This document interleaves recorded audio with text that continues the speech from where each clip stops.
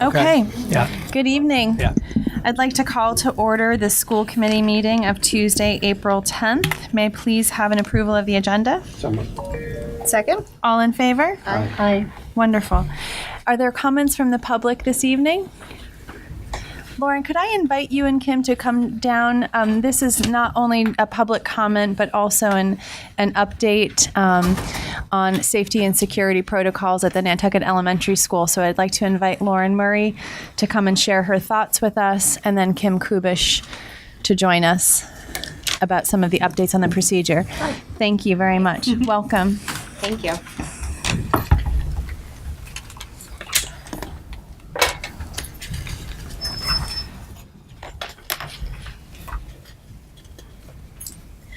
Okay, so first off, I want to thank you for your support in the concerns that we had about the safety and security of our building.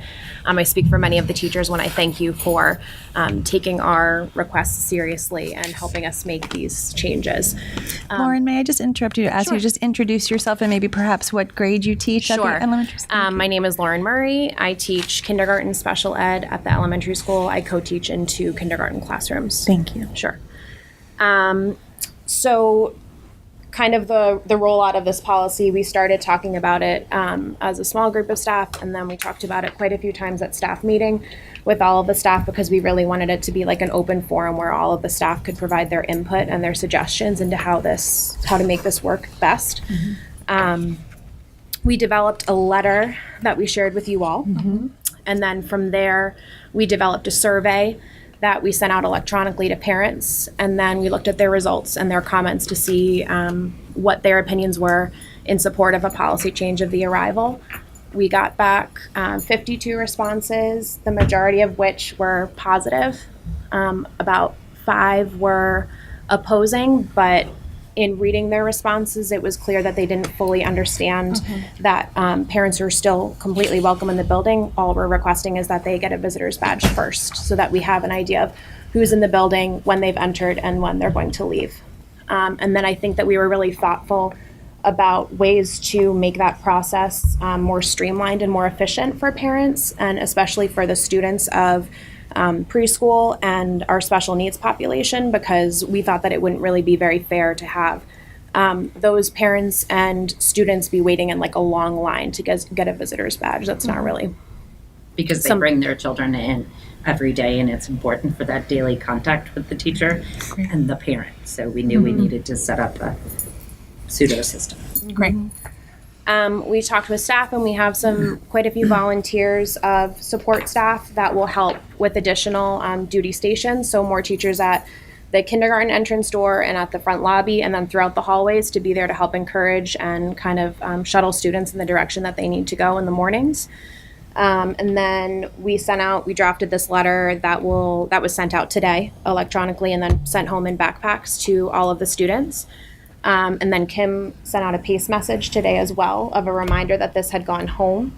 And that we'll have a coffee to answer any questions or further explain things Thursday at 8 a.m. Which some staff members will also be present at, so that it's not just Kim, but some other staff members that can answer some questions or concerns that parents who attend might have. Great. And then I had another, we shared this with school council. So we had parent input from school council as well before we sent this out today. Great. And then as a staff, we're talking about with other teachers, the importance of kind of like getting students prepared and excited for this new change and their independence and their ability to get to their classrooms on their own in the morning. Fantastic. Well, I'd like to thank you very much, Lauren and Kim, for your responsiveness to our suggestion that this be thoughtfully rolled out, but not to let the thoughtful rollout of it hold up the important security change in the building. So thank you very much. It sounds like you've done a tremendous job. Thank you.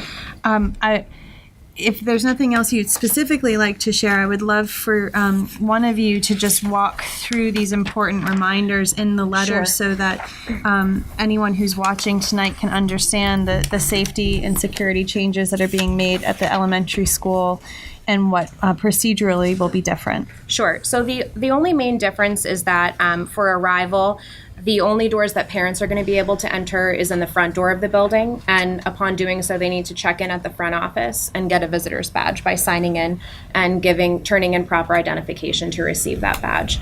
And then from there, they are free to go to the other places of the school, to the cluster spaces or the classrooms.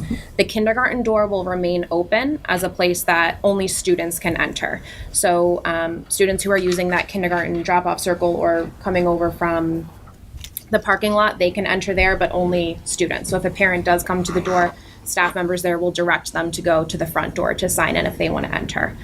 That's the biggest change. Everything else that's a reminder is that if a parent is picking up a student early or picking up a student for an appointment, then they would be required to sign in and wait at the lobby, and their child will independently walk with their belongings from their classroom after their teacher is called by a front office staff member.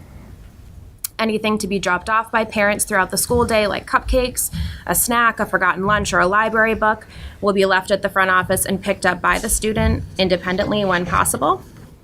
If a parent would like to speak with a teacher before, during, or after school hours, they are asked to make an appointment by contacting the teacher directly via email or phone.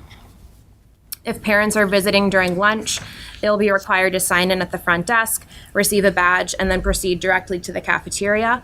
If the parent arrives before the lunch period has started, they'll be asked to wait at the lobby so that they're not waiting in a cafeteria with another grade level or the empty cafeteria. And then cluster spaces are not available for a separate lunch space. So if you are going to eat lunch with your child, we ask that you do that in the cafeteria and not take a lunch out or like a group out to another space, because you should be really prioritized for instructional use.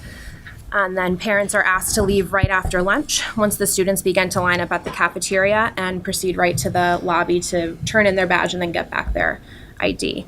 And then the last reminder was that our staff parking lot in the back off of First Way is not to be used as a student drop-off location. Those would be at the kindergarten circle or at the front of the school.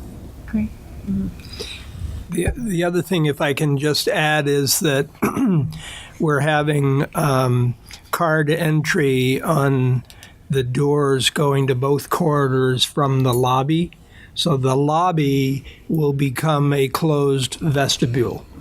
So that may take another week or 2 weeks, but that has been ordered so that staff with children can go in and out. But those doors will be controlled by the secretaries as well. So I think that's another important. Great. I think it's also important to mention that this really started to happen through our fire drills and lockdown drills. And we started to see some things that we had questions about and wanted to do follow-up. So while we have written this letter after multiple revisions through staff, school council, the surveys, we've also had building inspector, fire chief, and our resource officers involved in this. It sounds like we anticipate that this will be a challenge for some people. We do anticipate that. I am grateful that this one has really been driven by the staff, and they have driven it so much that they want to be a part of it. And they're giving up contractual time to be in places to help parents and families understand that, one, the kids are ready to do this, two, that we're right there to support them, and three, that we still want to welcome them and that their role in their child's education is important, and that we just want to do some of the things that we actually have in here are things we have in place that we really just need to tighten up. I do think we should be realistic in the expectation that this will be challenging for some initially, and we will do that with gentleness and kindness, but it really is the plan that it exists in all three of the other schools. And so it's really just getting ourselves in alignment with them. Right. And it'll help with the transition to the next school as well. Yeah. Yeah, eventually after a couple of years, it'll be all that our students know Right. anyway. So it's Right. really for this group, it's going to be the biggest transition. But even next year, our new kindergartners, it will be all that they know. So, and we've already been thinking of creative ways to help our newcomers next year feel more Lines in the comfortable. hallway, Yeah. direction arrows, things like that. a lot of fun for animal trots or tracks or something. Be careful, look who you're sitting next to. We asked about duct tape. We know that won't be great on the floor. Then we asked our Chip if he would paint cute signs down the wall. We just got nervous because we did have wild ideas of the way we would send our kindergartners. Paws or something like that, or tiger feet.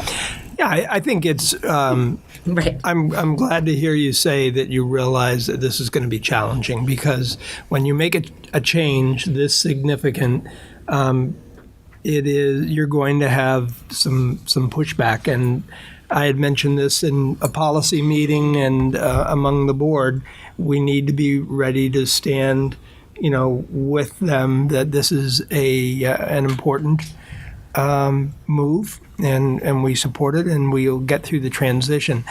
There's an advantage to doing it right now, because the younger children in the school already know where they're going. Absolutely. I think the bigger challenge, quite frankly, will be in September, when you have new families and new children not knowing where they're going. There's going to have to be some give that first month as we go through it, and Lauren has alluded to some of the creative ways that they'll support that. And I'm sure at that point in time, we'll see more parents wanting to sign in initially. And then I imagine that will peter off over time. Great.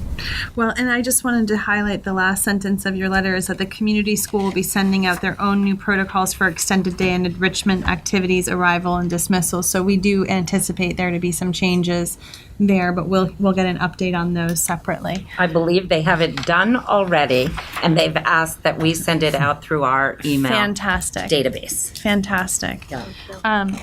Well, just for and because it's my last meeting and I want to, Tracy, would you come down and just give us a quick update on what that will look like while we're on the topic? Lauren, thank you so much for leading this, and Kim, thank you so much. We appreciate it. We would welcome you to join us at the coffee on Thursday, but also as you talk with people who may bring this up to you, please send them to us, or field your questions through us, so that you're better able to answer those concerns in the community that may not come to us directly. And I'll tell you, I'm on the Safety and Security Committee, and I've been asking people, and the number one priority is the safety of their kids. That's what So we've when heard. it comes down to, okay, now I need to be inconvenienced by walking in the front door to check in, that's nothing when you consider your child's safety. Absolutely. That's been the majority of the response we've had That's so good. far. Thank you. Thank you. Tracy, thank you for being so prepared. And welcome. And welcome. And if you don't mind, just for the folks at home, if they don't know your name and Sure. face yet, to just introduce yourself. I am Tracy Roberts, the new director of the community school. Welcome. Thank you. So I had the opportunity to read the drafts of the elementary school's letters, and so really our letter kind of mirrors the model of what they're going for. Making sure that at the end of the day, when the school remains locked, that parents have access to picking up their children from our enrichment programs and extended day. So we're working to really identify and define the community school's space to the left of the main office with a great sign, and parents can buzz in there, and there'll be someone there to greet them, and we'll radio to the staff and say, the child should be picked up now and sent down to the office. So this letter will help parents understand where to go in the building, as opposed to being let in the building and where they're wandering to find their child. Their child will just pack up and be sent right to them. Elise at Extended Day uses the Remind app, and so when that time within their afternoon happens where they're all going to the playground, she can alert parents that way. So that way they know to go to the playground and not to the community school office. And otherwise, once people register for enrichment programs, that will be in our language that they go to that location. But it shouldn't be that big of a change for the Extended Day families and the enrichment families. It's just really defining that space and having it be separate from the elementary school office in terms of that pickup piece. Great. Yeah. Can I ask a question? Sure. What about the ECC and the families coming in to use that during the school day? They have to sign in, they give their license, and they get a Through the badge. community school office? Yes. Okay. That's already happening. Okay. So that will continue through into the afternoon as well when they have extended hours. Okay. So they are then confined into the ECC, so they're not walking out through the school. They at are any not, point? no, they stay. The way that the space is defined is that they kind of take a right into that space and they do not go Okay. into the school. Okay. For bathrooms or anything? There's a bathroom in the ECC. Perfect. Okay. Thank you so much. Thank you, Tracy. Thanks. Thanks, Tracy. Wonderful. Are there any other comments from the public this evening? Okay. Seeing none, we'll go on to presentations and discussions of issues of interest to the committee. I'll invite Martin up to give us the audit report. Hi, Martin. Hi.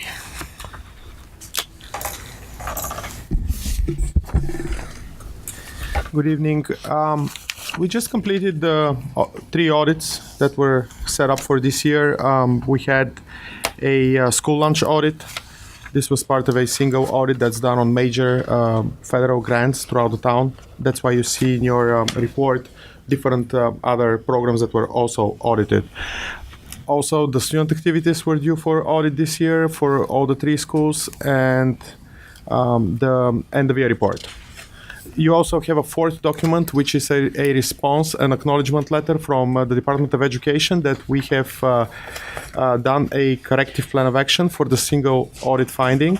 There was one finding in the audit, and our response was given to the auditors at the time they were doing the audit, because it relates to a verification process. We are required every year, as part of the verification process for the free and reduced applications, to choose one application. This was our sample size this year, and ask for verification of the income. Now, when Sarah Erickson started, she's been doing this now for 2 years. There was a transition period, and at first she wasn't sure that she didn't actually know that she's not supposed to ask for more than one, because it was logical to her that if you have any flags in an application, you might ask for verification. But it is by federal law we are not allowed. Basically, we're only required to test one, and it's a finding that we've asked for more verification. That practice was stopped 2 weeks in after she started, because she had a conference call with other verification officials, and they told her, they updated her on that regulation. We have been compliant ever since. Last year, only one application was tested. That was our sample size. This year, it's going to be the same. So she has undergone major training since then, and the auditors agreed that the issue has been resolved. They just needed to include it in their audit report. The other audit was student activities. As you can see, there are no major findings, which is a great job done by all the principals and their assistants, as well as the treasury department of the town, because there's been a changeover there as well. Deb Weiner, which was the treasurer up until last July, helped a lot in setting up spreadsheets, which we've gone back and forth and reconcile monthly with the town. So the student activity accounts are always up to date. And the auditors were very happy with the process, with the reconciliation process. They did have some observations, which you've seen included in the report, but overall there were no findings, and they thought that the process has improved dramatically from the first audit they did as a audit firm in 2013. The third audit, and you can interrupt me if you have any questions related to any of the audits. I just have one question about one of the observations on the 1099s under the high school report. So is it that, could you maybe give us an example of some of the vendors who may have been paid that were not? I believe it was a photographer that was used, Okay. and this is a town. The town is required to issue these 1099s, Yes. so we have to work with the finance department on that, and Yes. that Okay. we have done that. Okay. So this was the only one that they found. Perfect. If we spent over $600 with anybody, we're required by law, and the Okay. town issues these yearly. Okay, so we can't just sort of submit an expense and have it come from the school payment. We have to submit it through the finance department. If we expand with a vendor, we are required under law. The town is Yeah. required under law Okay. to report as an income. Okay. for that vendor. For that So, vendor? Yes. Okay. I was just curious about some of the examples that may have happened, but it sounds like it was a rare thing that didn't happen, but our practice is to pay independent contractors through the finance department and issue 1099s in general. Yes. Okay. Thank you. And the third audit was the end of year report. There were no findings this year, so that completed the whole cycle of 3 audits for the year. Terrific. That's terrific. It is Thank you. really terrific. Thank you so much. Thanks. These are I mean, fantastic it's been, again, and I've said this so many times. Glenn has worked with me and through the first end of year report that I did because it's a huge undertaking. This was the part of the job that actually worried me the most when I started. But he was extremely helpful. As you remember, we had 2 findings last year.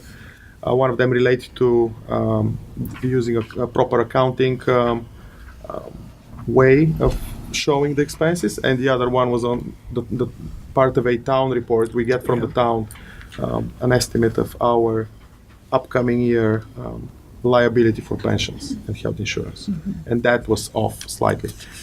So I have to say he helped me a lot navigate through it, and it's a whole bridge of documents that we have to maintain on our end to take the chart of accounts that is in Munis, which is not compliant with Department of Education, and transfer these expenses and report them the way they need to be reported. So I couldn't have done it without him. So as much as I Still, appreciate it, It's still That there. is still a part of everything. I sent him a thank you email, and he jokingly said I had 3 of those, so you're 2 behind. That sounds like Glenn. No, Do but any he was- committee he- members over here have any he's been questions for great Glenn? supportive, so. terrific. I just have one question, and this may be for Mike and/or for Dr. Bucky, but the accounts that have large balances in relation to annual activities, Spanish, drama, AP tests, is there some conversation about how to use those funds, or what happens with them when there's balances there? So I'll take it first, John, and then you can rescue me. There are certain accounts that you know are going to be spent closer to the end of the year. Spanish, for example, may be saving money for 2 years in an effort to get ready for a trip. Large trip, So they have a big trip coming up next year. Right. So oftentimes it will be that 2-year lag Okay. I see. for some. And I'm not sure that that's the case for all of the accounts, but Okay. It'd just be interesting to see if it says that they, Spanish, drama, AP, SAT, music, and school to career have over 100,000 combined in the accounts at year end. If Spanish is significant, that would still mean there's still significant funds remaining in the other accounts. And I'd just be curious to see what the thought process is going forward about how to use those funds for student benefit, because that's what they're intended for. Well, can I just, I had a question about this as well. It looks Sure. like a recommendation is to return them to the, class account, but I could see that would be challenging Right, if you've 'cause- got Yeah. various, Yeah. class levels Right. or, classes in the Spanish club or drama. Right. if you see it over time, you will see those variations, and that there isn't money just sitting in one account for a very long time. Okay. John, I don't know if you want to add to that. Came to the end of our MINSI grant, and they gave us reimbursements for AP testing. And so there's a surplus in that, which we use as scholarships for students who might not be able to afford Right. AP testing. So Great. there's Sort of sitting there waiting to be used. Okay, fantastic. Great. Just a quick note, page 2 of the year-end report, is that a typo on the date at the top? Sorry. It says June 2015. I think it's just a typo. Quite possibly. Yes. It's June, yeah, it is. I think I would just get them to edit that. Fix that.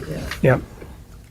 Good eye, Zona. But actually, it would not be 18, it would be It would be 17. 17, right? This school year. Last year. Okay, yeah, I remember them. These are standard documents that they just carry over, and I'm pretty sure that's from the previous audit, and they didn't change it, but it's a great catch. No, it's good to Very have them good. up. Gets everybody in trouble. Excellent. Thank you, Excellent. Martin. Thank you so much. very Martin. much. Thank you. Thank you, Martin. Wonderful. We'll invite Dr. Bucky up to review the dropout rate report. I think he would like I'm going to invite my Jim. assistant principal, Fantastic. Sarah Dallas, to join me. Great. One of the things in hiring Jen as the assistant principal was her familiarity with families and knowing the backstory. And, you know, as I've given this report to the committee over the years, I have talked to you about there is a story for each of our dropouts. And I often tell you that this is my least favorite report to give during the year. But good news this year, we have seen positive change from 2.5 in 2015 to 1.4 in 2016.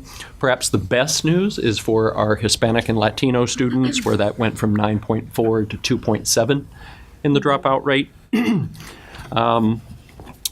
I think the most interesting sheet for you perhaps is where it lists the students and the reasons. I'd like the averages at the bottom. As I often tell you, if we target our dropout prevention in grades 9 and 10, because if you're an 18 or 19-year-old with 11 credits, it looks a lot more attractive to throw in the towel than if you're a 20-year-old senior with 22 and a half credits. And to Jen's credit, she took a senior that had a 0.85 grade point average and worked with him and got him into college when he was thinking of just dropping out of high school. And so that work is important, and so I wanted to give Jen an opportunity to talk a little bit about some of the things we do for dropout prevention.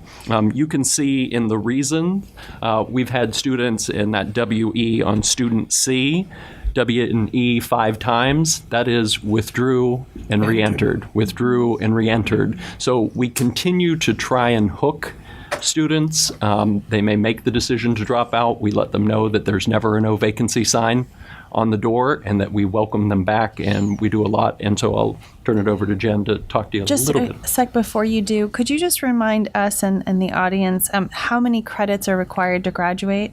Yep. 28 is the gold standard, but if you have 26 and a half? 26. 26 Okay, is the minimum credit Great. requirement for graduation. great. Thank you very much. Hi, Jen. Hi, thank you. So as Dr. Bucky said, we work from a prevention model at the high school. So at the end of each quarter, the school counselors take a look at the failure lists and have conversations with students about that lack of effective progress to determine how they can best support them and what the concerns might be. As we see patterns and move forward, we of course bring parents into the fold to have conversations with them, and then we look to determine what the reason is, whether it's a lack of motivation. In some cases, there's external circumstances that are posing extraordinary stressors on the students, and then they're not making effective progress. And in other cases, there may be a learning disability emerging, and so we need to look at all of those factors for the reasons why a student isn't making effective progress. As those patterns emerge, we really rely on the Educational Success Program and the work that Andrew Vaselli does to help keep our students in school. So in the past, the typical student that would be at risk, that would drop out of school, we have been able to cast a net around them and help support them through the Educational Success Program that Andrew runs. And so that might look like many different things. Some kids just go in for a study skills program. Some kids are in there for certain classes of the day. We have an online program called Apex, which is both a recovery program, but credit recovery program, but also for students that are not, for whatever reason, able to manage themselves in the regular classroom. Sometimes that's a social emotional factor. Sometimes it's a behavioral factor. They're able to access these online programs to help with credit recovery.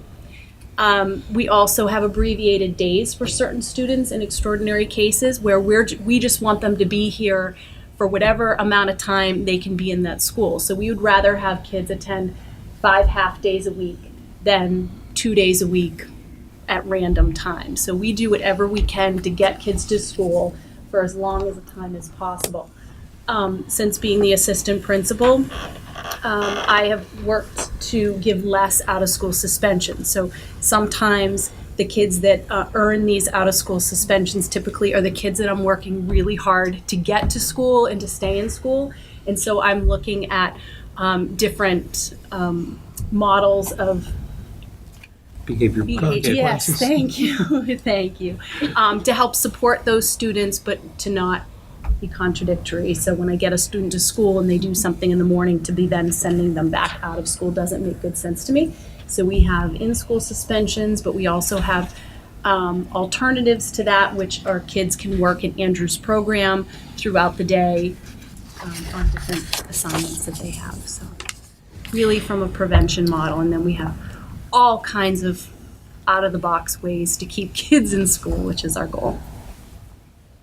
Part of the thing that contributed to dropouts historically is that one-size-fits-all model, that you need to come in and take 7 classes and be in 57-minute classes for the full day. And I think where we've seen success is saying we can be creative here. If, getting to school in the morning is the problem and you can't make it for the first block, then we'll do some courses with Andrew's program, and we can get you some credit recovery while you're taking your regular classes as well. So I think the heartbreaker for us, I think I can say this, is that when you get a child to 20 plus credits and they leave, that's a struggle because they're so close. And so I think the question is, how do we reach back to them? And interestingly, some of those kids will show up as graduates 1 year, 2 years later. So I don't know if you want to speak to that, but And we have circumstances where we have 18-year-olds who are living on their own. So they're paying their own rent, their utilities, they're required to work full-time and come to school. So that's a huge hardship on those students. And so in working with them on some flexible scheduling so that they are able to earn their credits and meet their needs at home is really tricky. We do have sometimes kids that say, I can't, I have to work, I have to support my family, I have to support myself, it's just not gonna work. Again, we have an open door policy, they're always welcome to come back. Sometimes they do, sometimes they just can't. That's always really heartbreaking. and some of this is chasing the data. Students from out of the country, it's difficult to connect with the school to get their transcript information when they come here. If they say, I'm moving back, it is nearly impossible to connect with that receiving school. And so for us, then that's listed as a dropout. They may have returned to Jamaica or El Salvador or to Bulgaria and enrolled in a school. We just haven't been able to close that gap. Question I have, some information that I would find helpful, and I don't know if it's legal for you to put on here or not, if they're a citizen or not. I think that would be kind of interesting to have. And also, this is through 2017. By chance, are any of these students enrolled currently? Yes, there's one student on this list that has re-entered. Thank you. My question was that Mike Horton had talked with us earlier this year about alternative high school program, a virtual high school that's online. Is that part of the menu of options? I know we have virtual high school classes, but is enrolling in that kind of school environment helpful and offered to some of those kids? Absolutely. Okay. Yeah, that's been a saving grace. The Apex program has been so huge. Yeah. But some of the Massachusetts virtual high school programs. Yes. Yeah, that's what I was thinking of, and they're free.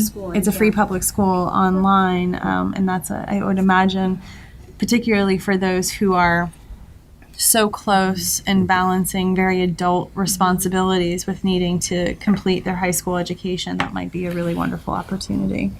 if they enroll in that school, then would they graduate from that school? They would. Okay. Yep. Okay, And they but we not would be consider listed them as a dropout for us. Right, they would be a transfer. Transfer, yes. Okay, great. I have a question. Oh, sorry. Sure. Why don't we go Jen, then we'll go to Pauline. Sure. Thank you. So when I think of these students, I also think about how our district is making an effort to really try to connect with each of our students, because I feel that if these students feel a connection with their peers or a certain staff member, that it would be more difficult for them to just pick up and leave. If they just had that feeling of belonging, school spirit, connection. And I know that's something we're really working on and trying to make sure everybody has at least one person that they feel that they can talk to and feel connected with. And I think that we need to continue that and hopefully, see these. I understand there are other reasons for, students dropping out, but I feel like if they have that sense of belonging, it's going to be harder for them to leave. I agree with you. And there's not a student on the list that we don't know personally and haven't worked with Right. I know, extensively. yes. I've gone to pick kids up at home to bring them to school. I've called them and asked them to please come to school. And, and our school counselors are connected. But it's Yes. so important, you're absolutely right, to make connections with these kids so they feel like someone would miss me if I was not Right, here. absolutely. And is willing to work with them to build a schedule that fits their needs. Thank you. Pauline? This is always a tough presentation because it's kind of feeling like we've lost some kids. I was speaking with a student last week, and I was really encouraged. It's a student who was dropped out as a sophomore, and when speaking with them, they've been in touch with the school and they're planning to re-enter in September. And what was really encouraging is they've come in several times with their parent to have conversations, and there was no shame, there was no blame. They were encouraged and, in fact, excited because they had been shared a lot of different opportunities for them to get credit. And it just was lovely to hear them speak about this as if, because I think until they had a plan, there'd been some avoidance, thinking, oh God, I hope Mrs. Proch isn't going to ask when I go back to school. But it was really encouraging, so kudos to your staff for having those conversations and to build kids up. We're here when they're ready. I know when I was at the community school, and I hope that this connection is still going on with the community school director, Mrs. Lepre tended to be the contact for the GED, and if there was a student that was looking or considering dropping out, I would come into the office and meet with them and give them a snapshot of what it would look like to take GED, and then hopefully encourage them if they were so close to sort of remaining. But I'm hoping Mrs. Roberts will be able to continue that. One question I have on here, and I'm not asking you to give me the information now, but perhaps we could be emailed. Question I have with this data is, is it something you could share of these students who are on 504s or IEPs? That would be just an interest of mine to see out of this group. Take that under advisement. Okay. We got so many questions. We went through all these kids. No, but I'd love to have that information. Thank you. That's it for me. Thank you. Wonderful. Can I just make a comment too about disability? Sure. So anytime a student who's on an IEP does drop out, I send them a letter explaining that they still have the right to receive special education until they either graduate or turn 22, and that they would just need to, contact us. So we still kind of leave that door open as well. Great. Great. And thank you. Well, thank you both very much. Okay, we have a new policy for consideration, policy JICI, and that is the possession or use of weapons. Would you like Mr. Kozort or for Jen or Zona to? I can speak to it. It's really kind of an interesting policy in that you would expect that every school district would have a policy on this, and we find very few school districts in Massachusetts that have a policy on the possession or use of weapons. It's more across the country, but not in Massachusetts, to the point that Massachusetts Association of School Committees doesn't even have a model policy Mike on had to it. do some research. So I this- just was sort of surprised, especially in this climate that we're experiencing. And it would be our intent to have this under the J policies, which are students, but also under A, which is our foundational policies, so that it pertains to all people who enter our buildings. So kind of an interesting. So my question is that this entire policy is new, not just the highlighted Right. portion. That's correct. The highlighted portion was something that we as a committee were talking about because I see. it's a little bit of a different piece. Okay, I didn't understand that when I saw it. I Yes, thought we were just adding the no, highlighted portion. No, it'd be the whole So I hadn't- policy. Okay. It was interesting. I had a question from someone about, there's been a lot of conversation about teachers carrying weapons. And I had a question about that. And we looked through, as we're going through our policies, it was amazing. Like, how does our district or any district in Massachusetts not have a policy on possession of weapons? So this was something Mike went to work on very quickly for us. And we feel that it's really important to include in our policies handbook. I think it's a little exotic that you're differentiating between daggers and dirks. Well, that was that. I had to question myself. I mean, that was taken out of the Mass General Law. So this is covered by Mass General Law, but it's not covered by policy. So we just took it right out of the MGL. And I'm sure you know the difference between a dirk and a dagger. To explain to me, because I'm not familiar with some of these weapons. The dirk would be smaller knife, but yeah. I feel that it's really important that we So, have this, though, in our policies. My question would be, students who violate the policy subject to school discipline process. So usually we talk about policy and procedure. Does our disciplinary action process include possession of weapons? Yes. So that's Yes. already there. It's just the policy enforcing that does not exist first. Okay, fantastic. Well, that's great to know. Just have a typo. on that. Okay, where is it? Second paragraph, last line, harm on a person. To inflict bodily harm on. Got I it. don't know why I Thank you. circled it. Well, wonderful. So this will come. We'll bring to it back late at the April. next meeting Great. Okay. Thank you. for a vote. Thank you very much, everyone. Okay, on to the school committee self-evaluation. I'm glad we're all here tonight to take a look at this. I thought what I might do is just ask the committee if there are any comments on the evaluation. I certainly can see there's a few places where there may be some difference in thinking about how the group is perceiving things. So just I'll highlight some of those and perhaps we can talk about them. And then if anyone has any other comments or concerns. The first one, the committee members take part in educational workshops and conferences to help them make informed decisions. There was 1-4, which is a don't know, but most everybody agreed. And I'm going to wrap myself out to say that I'm the one that said that because I actually don't know how often we do or members do make themselves available to take part of educational workshops. I do know that it is a challenge to attend things that are off island for everybody, but I would hope maybe going forward under the subcommittee and liaison reports, if people do go and attend workshops, either those that are held here or that are through the Massachusetts Association of School Committee Members, we just get to all know about it and benefit from whatever has been learned. So that was my 4. That was my don't know.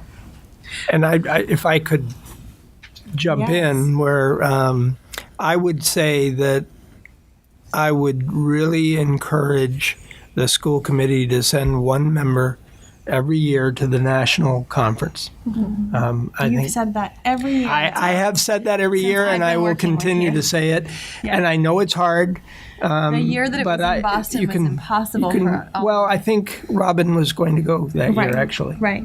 And And I think Jenny or somebody went to California one year. I believe that that's true. Yeah, might have been Jenny.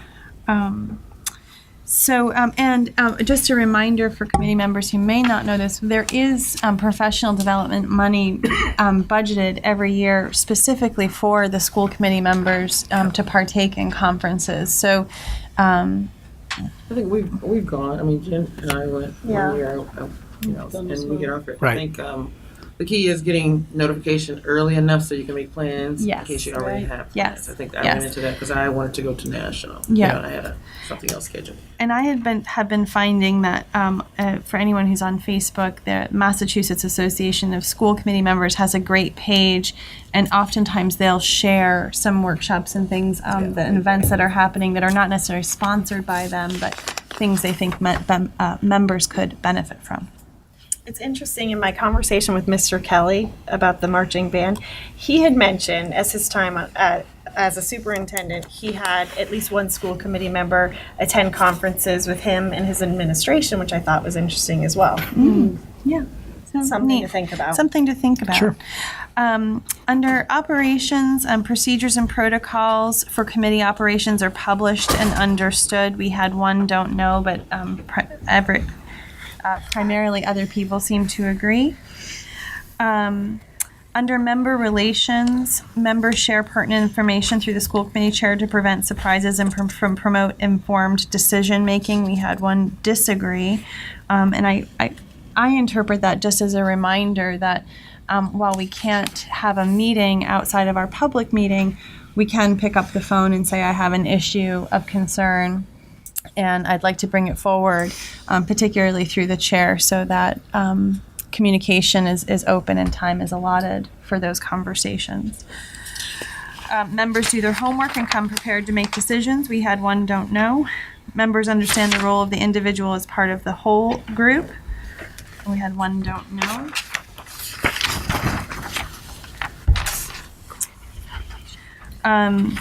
The long-term strategic plan, I'll also wrap myself out. I disagreed that we had one in place, simply because ours expired, and I know we are working on one, but I tend to take these questions very literally, so I said, no, we don't have one, because we currently do not have one for this time period. And the last one, under fiscal management, the committee as a group presents and advocates the budget to the town of Nantucket officials and the community. We had 3. I don't know if any other, there's a back page as well. No, did I do that? Community Okay. relations and Yes. conduct. I've lost myself here. Okay. Yep, thank you. Under community relations, we had one member in disagreement that about the committee encourages the participation of community members in as much decision-making as possible. Under the first one, under community relations, the committee communicates regularly and in a systematic way with its constituents. I don't know if anybody else would like to comment on that. I had a disagree there only because I felt that as a committee, and I'm not even sure it's appropriate, we don't necessarily have a mechanism to communicate with our constituents as a group. We certainly do individually, but I'm not sure that there's a mechanism in place to do that as a committee. So, but that goes back to our long-term conversation around communication strategy and certainly not needing to rest solely on administration for that. But that might be an interesting topic to learn more about from MASC, what the roles and responsibility are of community members in public relations. Could be also a goal for the strategic plan. Mm-hmm. And under conduct of meetings, one person felt that full and sufficient debate is not allowed, and that, but the rest of the members were in agreement that there was sufficient time for debate. So my hope every year with this process is that it offers us some insight into how we're working as a committee and offers committee members the to hear one another without having to raise their hand and say, I agree or don't, and some insight on how to improve our process as a group. Does anybody have any comments or questions? Oh, sorry. Go right ahead, Zona. I just like to say, I find the whole public meeting law requirement difficult at times. I mean, to have some real meaty conversation, I just feel like being on TV constrains that, whether we admit it or not. I think I rather enjoy when we have a little debate going. I don't think we don't have time for debate, but I think a good meaty debate just doesn't happen sometimes. It is what it is. We have the public meeting law that we have to abide by. We cannot, send the group an email because it's considered a public meeting. So our hands are tied in a lot of ways. So I just want to put that out there. I'm one of the people that, has a little bit of a problem with that. And I think the reason for our workshops is that we can do a lot more. We can talk a lot more candidly and really get down to the nitty gritty of agreeing to disagree and what we support in our decisions up front. So I appreciate that. Thank you, Zona.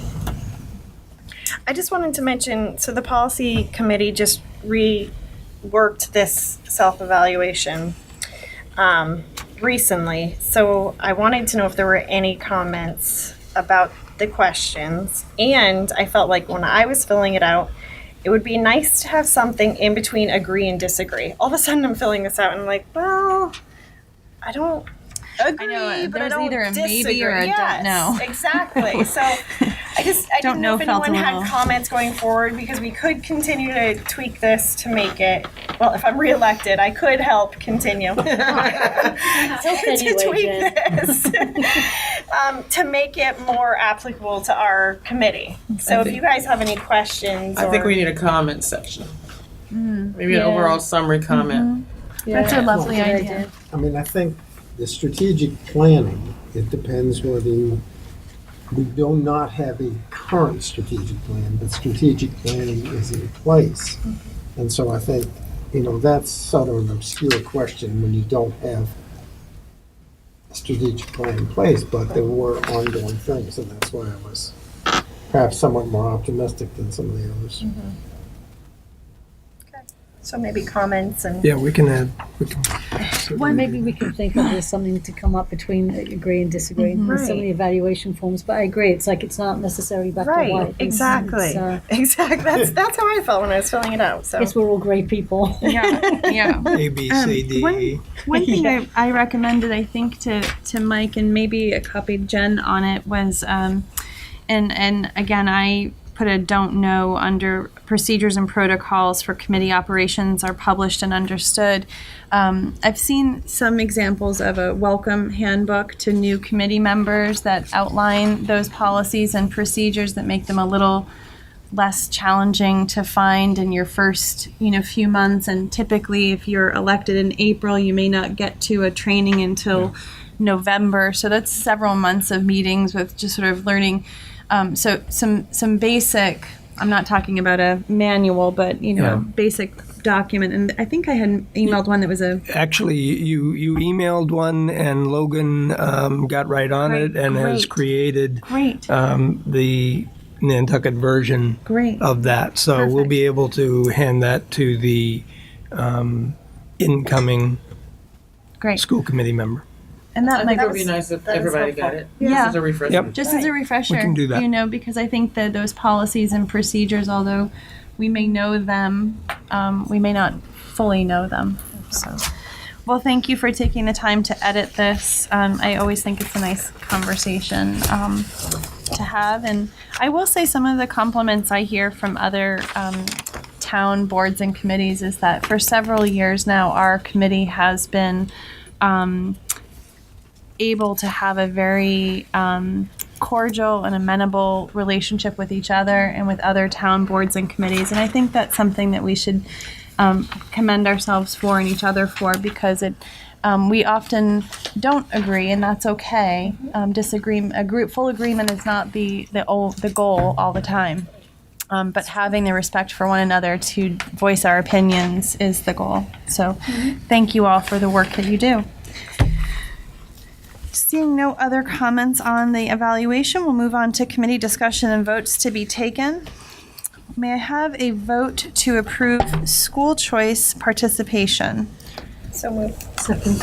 All in favor? Now, wait, excuse me, point of order. Yes. I'm trying to find Are my copy of you, this. we haven't approved school choice Right, in but the past. approving the policy, right? No, you're not approving the policy. You're making a decision tonight on whether the Nantucket Public Schools will participate in school choice. Right. So typically you want a positive motion, but our history has been to vote down that because school choice, when you're living 30 miles out to sea, doesn't work. Right. So just, But it says Why here, not it is have the a policy of the negative school remark? district. well, you can.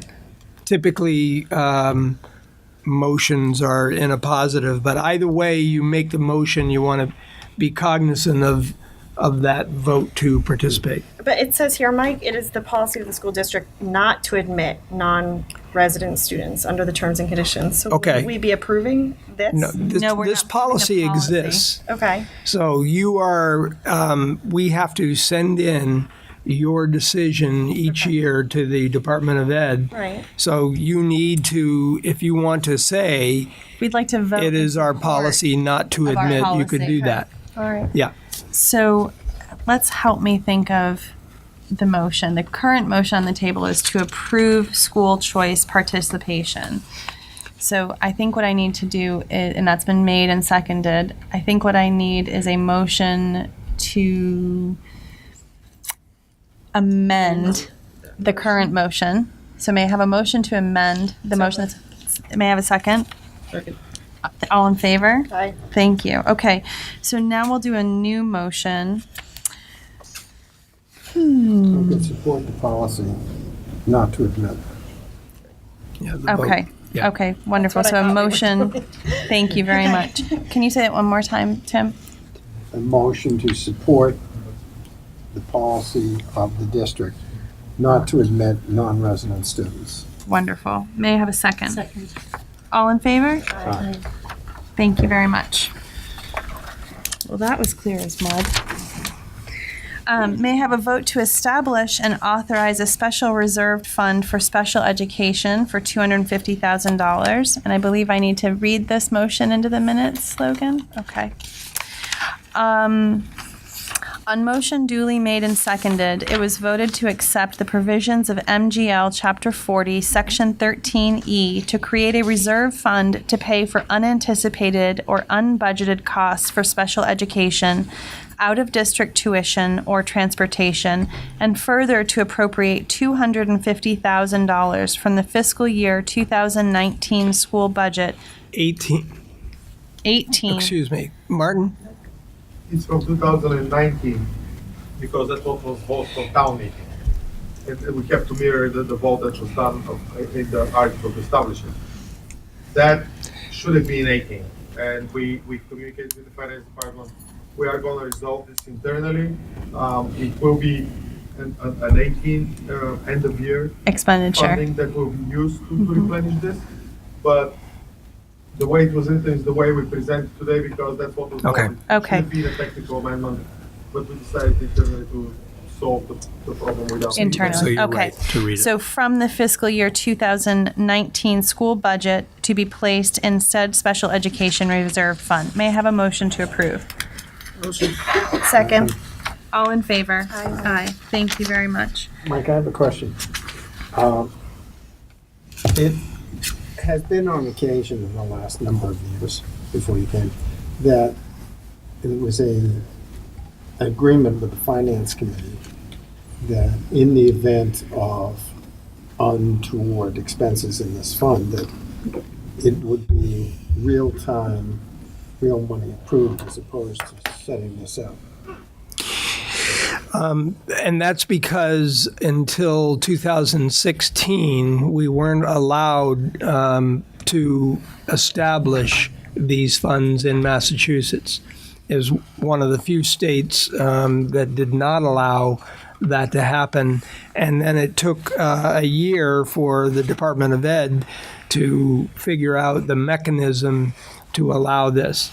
It's a very important practice because of this reason. When you work to develop a budget starting in September, October, November for the next year, you don't know all of the children that you might have move into the district. And so if they move in, if you had a child move in from New Jersey who was already placed in a residential setting, we would be responsible for that cost, which could be anywhere from $50,000 to $200,000 for one placement. We would be responsible for that and would have to find that money from other places in the operating budget. So you're robbing from Peter to pay Paul. Setting up a reserve fund allows you, upon a further vote by the school committee and the Board of Selectmen, to access that money so that you can pay for that without taking away funds that might otherwise go to regular ed or ELL or any other. Just the regular operating budget. Regular operating budget. So I think it's something that we had in New Hampshire, and you don't have to resort to it often, but if you do need to, it's there, and then you can replenish that if you have a year-end surplus. So while we're on it, could you just describe the process if next year you had a need to access this fund? What's the mechanism for doing that? Withdrawing funds? Yes. Yes. It needs a vote of the select board and the school committee. Okay. And Authorize, so you would draw up a request for authorization of those funds. It would be brought to the school committee for approval, but no privacy violations obviously are breached in terms of which student and where they're going and all of those things. It's just a request to access the funds. And then that vote with our support, the school committee's support, is then brought to the board of the select board. Yes. Yes. So Okay. once those two boards are in agreement, then we're authorized to expend from the fund. Otherwise, it is under the control of the treasurer, who will invest in other funds that are with the town as well. Okay. Is the request a specific dollar amount? Yes. 2% of net school spending. In our Okay. case, our total spending was, including retirement obligations and medical insurance, is over $34 million. Okay. We are well in compliance. Wait, yeah, well, but the actual request you would submit would have a figure. dollar figure, A yes. dollar figure Yes, to it would. Okay, so it's not blank checked access to the fund, which is good to know. And it's been an ongoing discussion, just to give you a background, between different communities. A lot of them are establishing them now. There is most of the towns are having their town meetings within Right now, yeah. Yeah, in April, Yeah. and a lot of them are establishing this fund. And it is because the circuit breaker amount that we get usually, the percentage that we get reimbursed now has dropped from 73% to 65%, and that puts some uncertainty in the future for some communities. That's substantial. That's right. For us, it was a almost $200,000 drop in a year. So. Okay, great. Are there any other questions for Mike or Martin on this authorization? You have to finish reading it. You haven't finished the last line. You've got thought she did. I think I did. 2019. I finished You it. did? Yeah, before I asked for a motion and seconded. Just checking with us. Did we vote? We did. Welcome back. It's 7:04. This is the school committee meeting. Oh, you're getting cheeky because it's your last meeting. I am a little bit. Okay. Aye. Okay. May I have a vote to accept a donation from the Egan Maritime vote to accept donation from Poets Corner Press to Nantucket Community School for early childhood programming and summer boost program in the amount of $100. So moved. Second. All in favor? Aye. Thank you, and thank you very much to Poets Corner. I will recuse for the next vote. Okay. May I have a vote to accept a donation from Egan Maritime Institute to CPS gift account for maritime studies in the amount of $20,001.75. So moved. Second. All in favor? Aye. Thank you, and thank you very much to Egan Maritime. We'll have a vote to amend policies, and I'll go one at a time. Policy JH, student absences and excuses.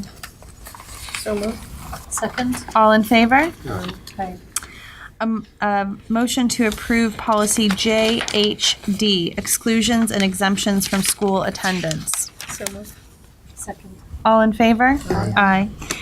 A motion to approve policy JICH, alcohol, tobacco, and drug use by students prohibited. So moved. Second. All in favor? Aye. Aye, thank you. A vote to amend policies JLCA, physical examinations of students. So moved. Second. All in favor? Aye. Aye. Any opposed? Thank you. Policy JLD, guidance program. So moved. Second. All in favor? Okay. Thank you very much. All those policies are approved. May I have a motion to approve the March 6th, 2018 meeting minutes? All in favor? Aye. Aye. Thank you. A vote to approve the March 20th workshop meeting minutes. So moved. Second. All in favor? Aye. A vote to approve the March 27th workshop meeting minutes. So moved. Second. All in favor? Aye. The March 27th meeting minutes. So moved. Second. All in favor? Aye. Wonderful, thank you. And finally, may I have a motion to approve the transfers and invoices? So moved. Oh, we did it last meeting. Okay. Okay, great. So we have none. I was like, wait. So never mind, I take that motion off the table. Mr. Cozart. Well, let's see. Several things. You have in your packet the April 1 enrollment. Up 2 students from the March enrollment. You can see the entries and withdrawals. It still amazes me the number of in and out that we have, and that can be challenging. As is the number of sophomores, 153 sophomores. Just sort of Staggering, isn't it? staggers the imagination. So, Quick question. yep.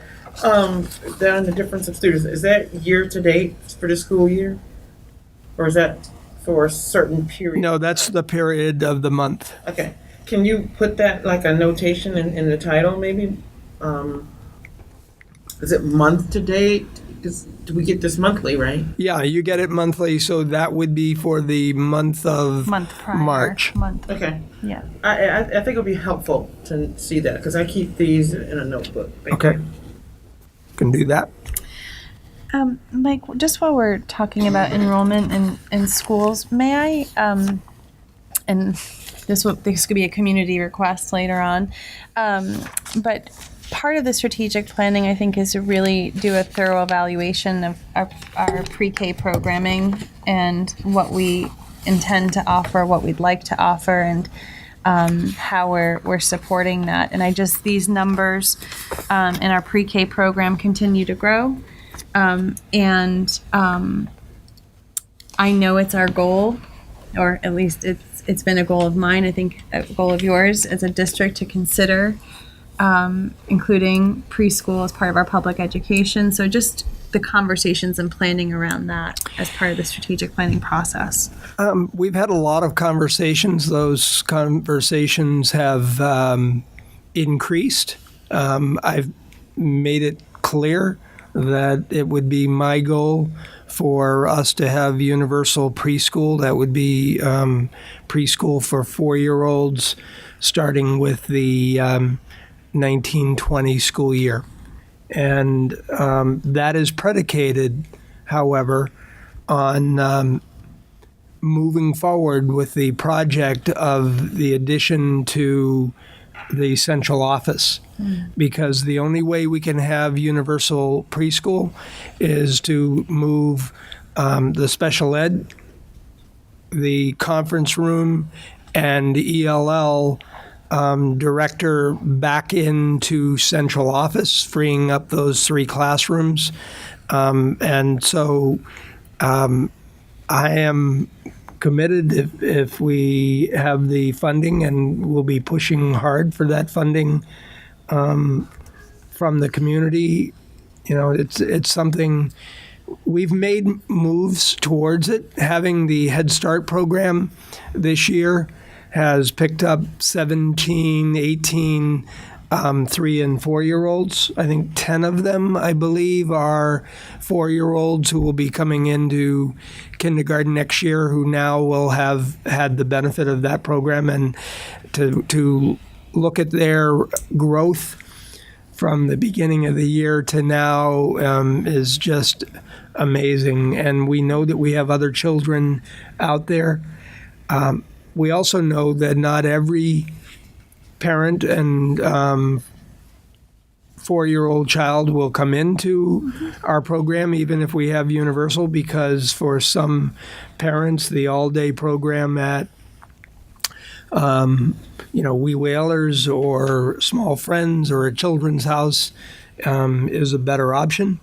But we think that there could be as many as 75 students who could be served by the universal preschool.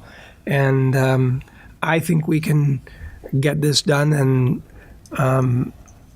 I'm pushing hard. I think it's an idea whose time has come, and we shouldn't put it off any longer.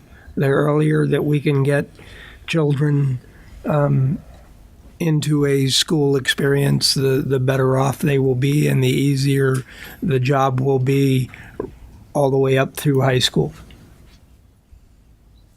I just have a comment, not about the universal preschool, but as our students are starting the MCAS testing, I just think about how new students coming into the district at this time, how challenging it is to come in and now we are beginning MCAS testing, and that's a struggle for our district, and interesting thing to look at when we're looking at scores as well as students coming in at this time. I think every administrator would echo that and say that it's gut-wrenching to watch children have to struggle, and why we do that, particularly for children who are new to this country, is beyond me. It makes absolutely no sense. And I think that's really challenging. So it is. But you may remember that our high school got dinged when John decided that he wasn't going to do that with my support for students taking the biology exam in English. Right. And we dropped a level, and they wouldn't even consider. I appealed, and they wouldn't consider the appeal. Wow. So interesting. I often say, how would we do if we were to go to France or wherever we travel for a week and take an exam I don't even soon think I after could take it in arriving? English. So How can we advocate for that change? What would be? The advocating is with the state board. I don't. They have not shown an inclination that they are going to move one iota in that direction. But you raise a really great point, Pauline, because I think when we tie that advocacy question back to what we hear from Kelly in our EL, that Nantucket is the most diverse public school system in the Commonwealth. I would see us as needing to take a leadership role in that advocacy for that purpose. And that, again, may not be on the burden of administration, but certainly something that the community... I'd love you to steer me in the right direction. You steer me in the right direction. You're the one. It's a problem at the high school because the students only take one test, and their graduation depends on it. The rest of our data show that our L's make their SGP, their student growth percentile, oftentimes is higher than our regular kids. Once they get enough language, they grow. When you look at the way that they rank us, CPI, PPI, this year we don't have it because of the new tests. Our students in prior don't bring us down. We often get points for L's making credit. So as an L director and a teacher, and talking before standards, oftentimes L's would just be kept without being in the mainstream, and they would wait until they supposedly magically learn the language of content to enter the content and take the test. It's a tough draw. I actually 100% support them, because I think it makes sure that we all do our best to help kids learn the language simultaneously as they learn the content. The only issue for me is indeed the high school, because there's only one test and the graduation diploma depends on it. And that's the part where most L directors will go up against the state. But would you agree, Kelly, that it would be difficult to measure growth and progress of a student who enters the district in March, regardless of which school they enter into, and has limited proficiency? They're having no time in the district, and then them being responsible for taking a test. I see your logic, and I agree with you. Like 98%. One, it is ridiculous. Right. Have kids show up today. Right. And that's where I feel like the advocacy could really come into place, where that there's got to be a reasonable entry into the public school system date based on the testing requirements, that there would be an allowance made for those students to test the following year. Or a different, I don't know, like, is it a different kind of test? Right. It stinks in high school because it's a one-shot deal and they get stuck taking tests. Right. And that stinks for the child, and that's the most important thing. It also stinks for the district, who is then held accountable for those students. And when you have a district... No, not necessarily. Okay. On the accountability piece. Okay. That doesn't enter if they have come in that first year. That first year. Okay, so the first year doesn't count in the test, but it's just the pressure on the student then that does. Right. In high school, if they transfer in 11th grade from the country and then they have to take an MCAS in language that they don't know. Yes. We did advocate for the test to be multiple languages, and now that we have the new book bill that went into effect the day before Thanksgiving, we expect that we will see change in the tests going forward, and we will see bilingual tests at some point. Cool.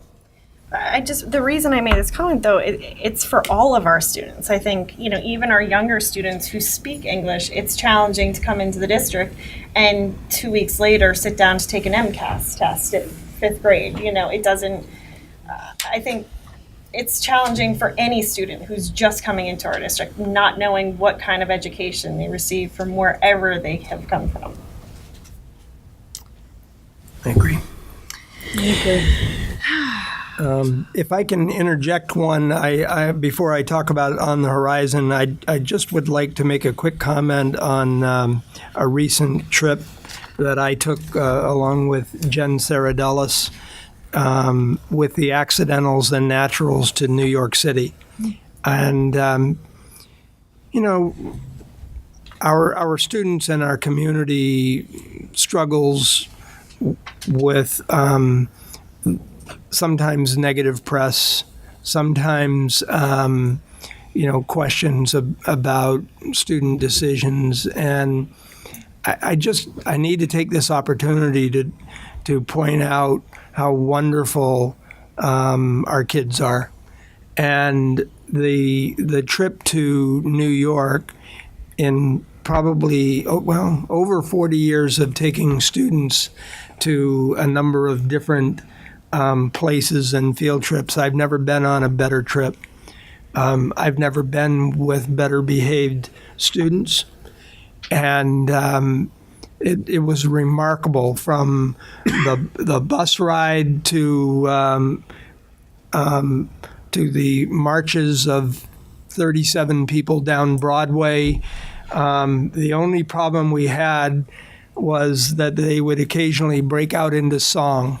And I told the kids I've never experienced that. And they had workshops on choreography, opportunity to sing a little riff in the Lincoln Center and the Juilliard Hall, and backstage at Radio City Music Hall, and just amazing. And I would be remiss if I didn't call out Miss Sarah Dellis, because she was the star of the improv workshop, where they would put up 4 kids or 5 kids, give them a topic, and then say, go.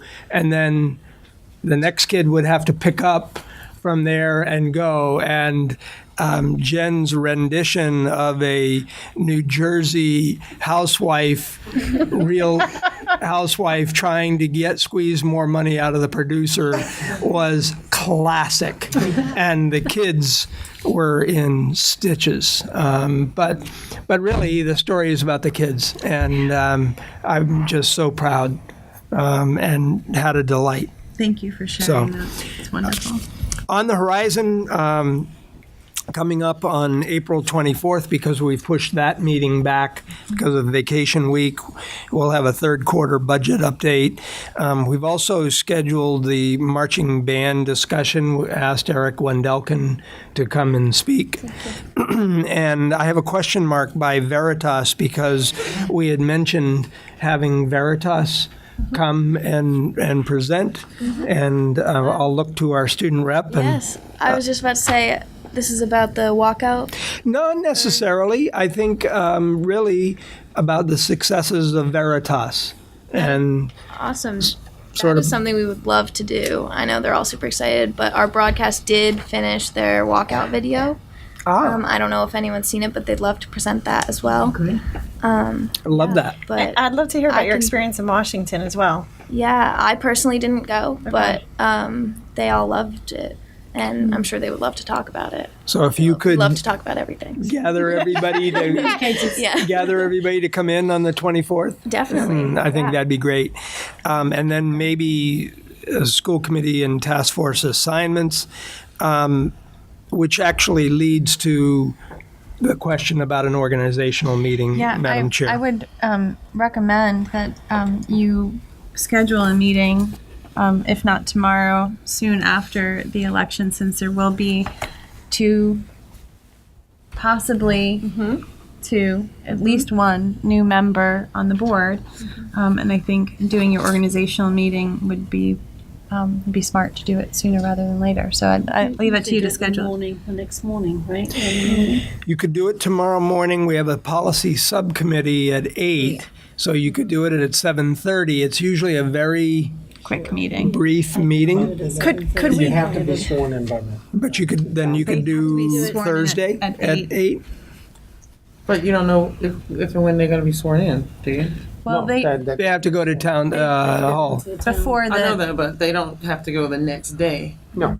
they if there's an organizational meeting scheduled, then Mike will be in touch with whoever wins to say you have to do that before this meeting. And I actually think that's a reason to do it maybe Thursday. If I am instead reelected, of- I'm leaving for China with the Nantucket High School Chinese Club on Thursday morning at 7:30. We only got some awful assignments. So that's not fair. Well, perhaps Your decision. that at 9. I mean, is the policy subcommittee meeting something that could tomorrow? Could you change that? We could change the policy subcommittee for sure. I just can't do it before 8:30. No, I couldn't do before. I couldn't do 7:30 if I were. Well, and no I one should can get stop sworn in. talking because I'm not even sure I'm going to be there. But But also, Should be you done can't before the get next meeting. Yeah. you can't get to the town clerk's office Right. before 8. right. So, You want to So can we say, plan for 9 o'clock? or noon? No, How about a noon? Because it might work better for Tim. I can do it now. What day? Tomorrow. Tomorrow? Sure, I don't have my book, but I'll make it work. Noon. Yeah, tomorrow. Now, that's an Right. interesting thing with posting. that's right. The problem is that we have transfers in the warrant that need signing on Thursday. Checks. see, we should have scheduled this at our last. Yeah, we cannot have a meeting tomorrow morning No, we cannot. or tomorrow because you can't legally post it. Well, presumably, what could happen is you could schedule a meeting for Friday. That would be 48 hours. And if you should be reelected, you would have to get sworn in by the town clerk before you leave. And you would have to let your intentions. Well, before she leaves. Well, we could just miss that meeting. Yeah, that's all. Well, I think what you're saying. She would miss the Until- organizational meeting. Or are you saying don't have an organizational meeting until Jen is back? We can have, You could wait. well, it depends on who is elected and re-elected. I mean, Well, but you can't decide that today. No, So you that's why I'm saying I to think- schedule a meeting. I think we would want to do it sooner than later to have the organizational meeting. So maybe if we do it Friday and Jen can share her intentions or, Want to do Friday at noon? again, I don't know what means. This, but I'll, But I will have to be sworn in. We could have that posting Before I leave. properly, could we not? Friday at noon? that's before she leaves. I- She's still legit. Thinking I could go run down the hall and check with them. You don't have to be sworn in if you're reelected. I don't have to. Check with Catherine on your way out. Yeah, I had to get re-sworn in. Really? Yeah, they called me. Yeah, I guess you do. Luckily, I won't. My sense is though, Tim, that, depending on how the election goes, you lose a chairperson. You have warrants and things that need to be signed. I personally, I just think it's good practice to get it done as soon as possible, but we're minutes away from my opinion absolutely not counting. Moments maybe. So I'll let you all Friday, decide. I think Friday would work. Friday at Yeah. noon, At your office or where? Or my office. your office? Is that okay, Zona, with you? And Jen, we'll be in touch with you. I mean, It when are you leaving depends. the It country? depends. When are you- Thursday at Okay. 5 p.m. Honestly, on a thank you. plane. Nothing to On a worry plane about. Thursday at 5. Okay. So, Mr. Kozer, is there anything else from you this evening? Or okay, so we'll move on to subcommittee work group and liaison reports. Maybe we'll start with Natalie to see if she has anything she might like to update us on.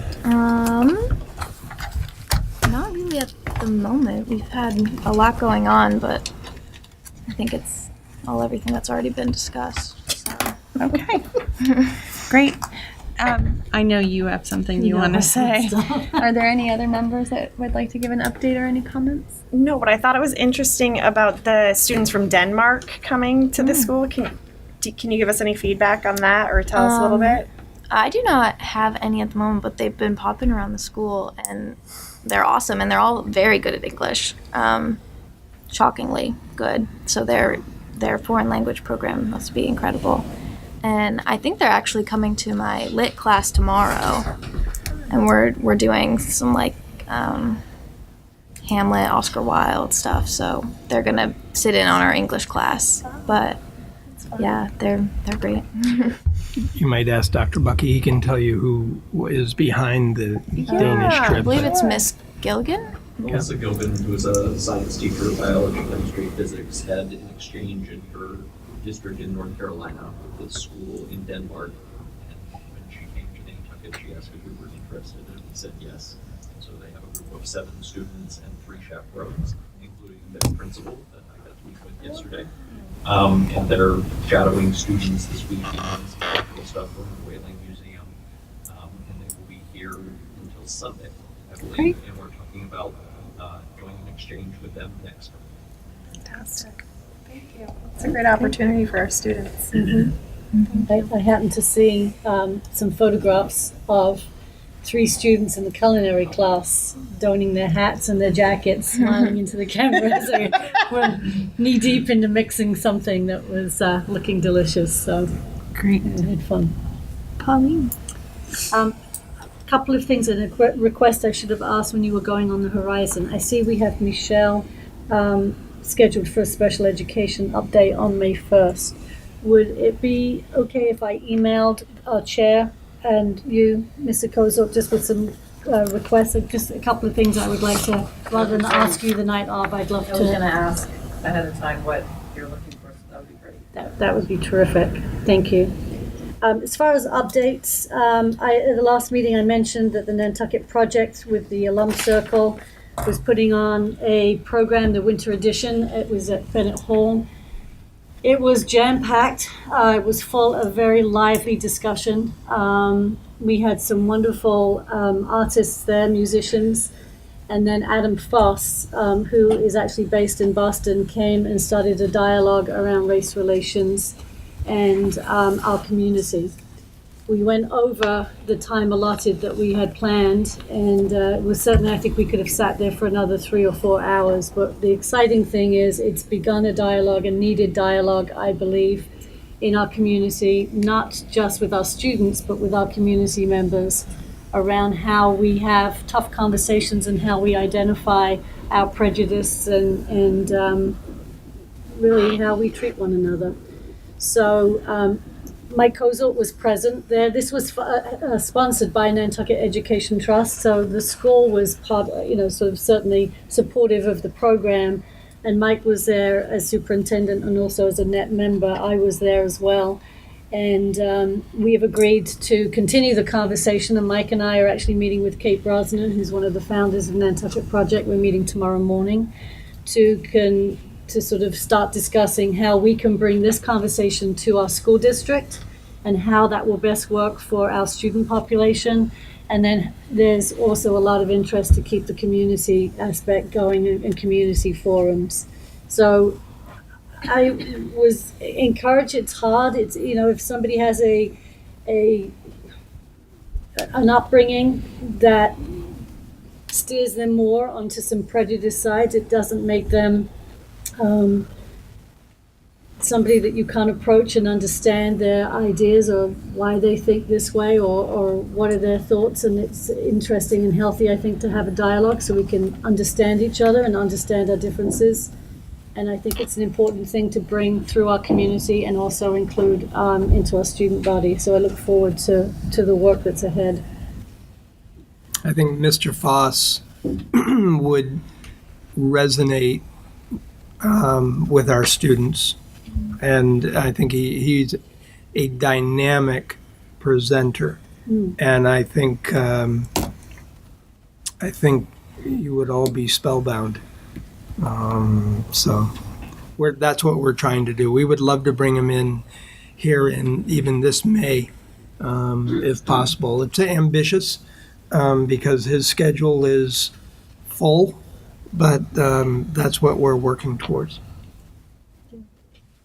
On Saturday morning, I had the pleasure of attending Ed Camp with some of our teachers and administrators, and that was great, good fun. And it was thought when you commented about maybe having some school committee members go when our faculty are off on different trainings, I would sign up for that in a heartbeat. Mm-hmm. It was really fun for me. We've heard about it through presentations, but the group got to choose the subjects that were discussed for, I think, 50 minutes. And I sat in on standards-based reporting, and then the other one I sat in on was school schedule. And nothing's decided, nothing's planned. It's just a dialogue, and I was really happy and excited I'm excited for the next one. I remember having I think it was a presentation through one of the off-island trips that our educators gone, but they have all the schools are put into the Pineapple system where you can go in and sit in and sit in your peers' classes as an observation.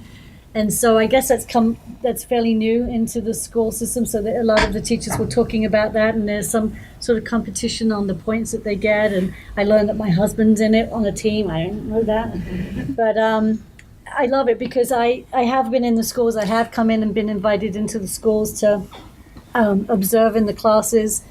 And I love the fact that there's that openness and that freedom and mutual respect with our teachers, that they can just come in and out for 5 minutes or 10 minutes and see all the great teaching that's going on. So I loved being part of that dialogue. I loved learning it. And it's prompted me, I did come into the middle school. I was in the elementary school, but I'd love to come into your school, Eve Marie. And I'd love to come to your school as well, Dr. Bucky, when we can find, and I don't know if I have to just pick the pineapple classes, but if that's the goal. What- I loved it. Just to dovetail with that, I've been meaning, and I will do it tomorrow, send you the link to the Padlet, because I think you'd like to see the visits, the comments by the people who are visiting or shouting out to teachers. And it's something, been a wonderful idea, brought back from a group that, a middle and high school group. And I don't know that you need to see the brackets and the points and all of that. Sure you do. But the comments, well, maybe you do, because I'm competing with your husband's team. I But know. And he got a shout out the other day, so that's I 2 know. points. anyway, it's been wonderful fun. Yeah. Yeah. And then the last item I did last night, we had a very successful Innovative Pathways meeting with our high school and our middle school administration, with Kelly Cooney and Mike Horton and also Jean Witt. I think we had about 30 families maybe come last night. And it was in English, and then translated everything into Spanish. It was here in the LGI. And then after the presentation, we actually got to hear from some of our internship sites. We had our harbor master, our Coast Guard master chief, and they're a couple to have a giggle with. They did a little presentation. The hospital did a presentation. Mandy Bardsley from the oceanography class did a presentation on maritime careers. And then everybody joined us upstairs at the table, and we had community sailing, we had Nantucket Marine, the harbor master. It was wonderful. And people came to the table and took information, and hopefully they'll enroll, because I am such an advocate for this Innovative Pathways program, because it's going to capture so many kids. And that's me and done. Thank you. Thank you. Well, before I ask for a motion to adjourn the meeting, I would just like to thank everybody, mostly everyone in the audience who comes week after week.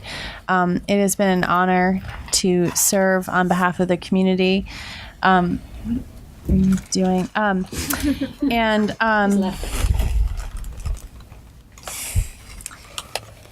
We were trying to make you cry tonight, but You might. This is really important work, what you do in the audience, community members who are committed to coming and participating, teachers, administrators, and you're all very dedicated. It's an honor to work with all of you. Thank you very much. And thank you for student council members who come year after year and learn about civic engagement and how this process works. I can't encourage more people to come and participate. These are your schools. These are all our children. And every bit of participation makes a difference. So thank you all very much. Thank you. 12 years? 9. 9 years? Yeah, so just a small token of my appreciation. And Melissa was on the committee that brought me here, and I'm forever thankful. And I think Jen was going to get to present you with your name.